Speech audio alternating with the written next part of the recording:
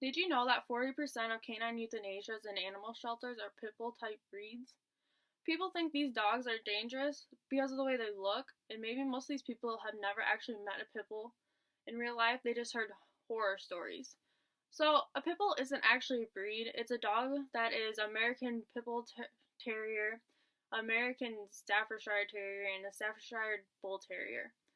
And some cities have banned these breeds, or dogs that look like these, and banning breeds is something that shouldn't be created because each dog is different personality and behavior wise, no matter what breed it is.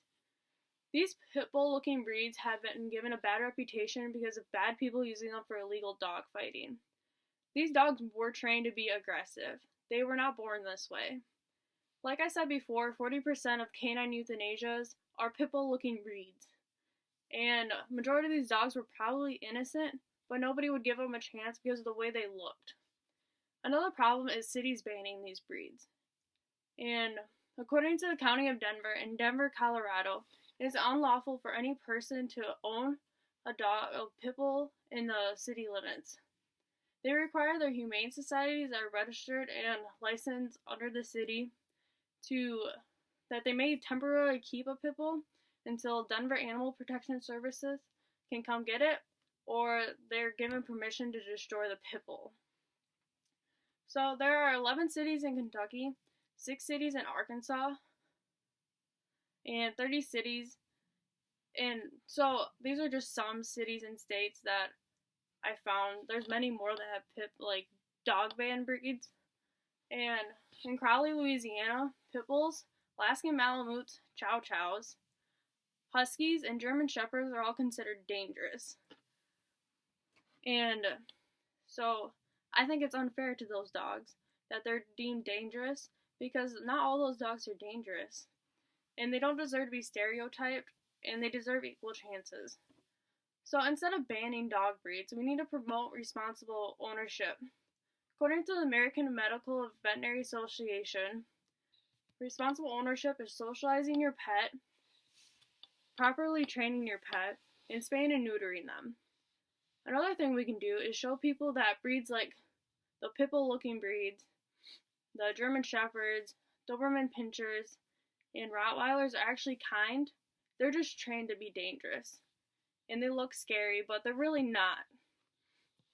And the American Kennel Club actually did a study with 50 purebred breeds, and they showed that the amount of time the owner works with their pet is directly correlated to how much aggression the dog will have.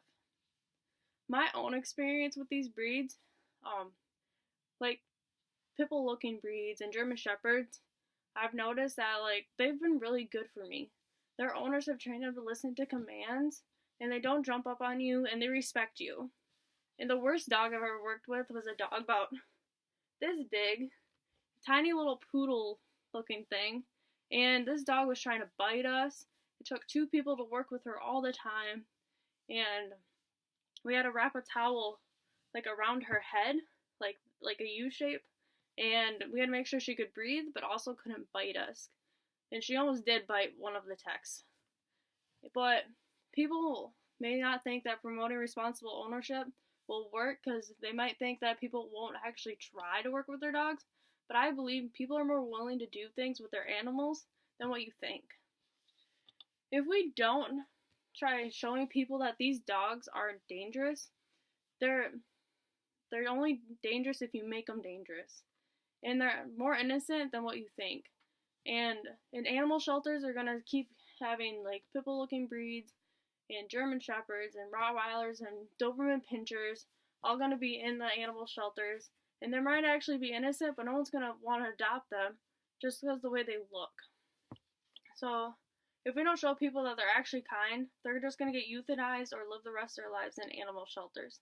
They won't get the socialization and attention they deserve. And according to the ASPCA, approximately 670,000 dogs are euthanized in U.S. animal shelters each year. Instead, if cities didn't have restriction and bans on dog breeds, there'd be less dogs in animal shelters and less dogs being euthanized.